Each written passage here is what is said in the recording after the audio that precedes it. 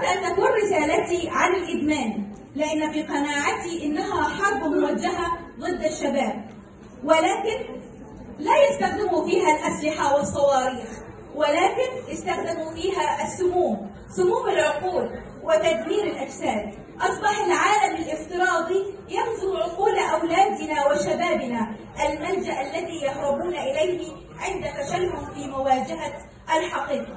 ولا يقتصر بحثي عن إدمان المخدرات والعقاقير، ولكن الإدمان هو حالة نفسية سلوكية تجعل الشخص يكرر عادة أو سلوك لتحقيق راحة نفسية. فالإدمان شامل المخدرات والخمر والألعاب الإلكترونية والسوشيال ميديا والمواقع الإباحية، وخصصت جزء للإدمان الأطفال الذي أثر عليهم صحيا وأخلاقيا وتعليميا. فالوقوع في الإدمان له علامات وأسباب تناولها البحث، كما أن الإدمان له أضرار على الفرد والأسرة والمجتمع. انتشرت الأمراض، زادت الكوارث والجرائم والحوادث والانهيار الأخلاقي.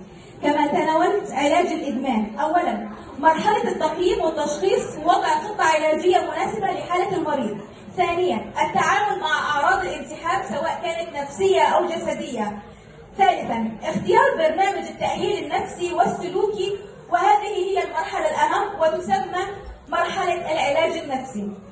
كما أوصي في رسالتي إن علاج الإدمان الحقيقي هو وصول الشخص المدمن إن يكون له الرغبة في الحصول على المساعدة والدعم، فدائما الدعم والحب هو نقطة قوة وبداية شفاء. وعدم التردد في أخذ قرار العلاج ضروري جدا، فليس عيبا أنك أخطأت، ولكن العيب أنك تستمر على خطأك. الإدمان جريمة في حقك وحق أسرتك.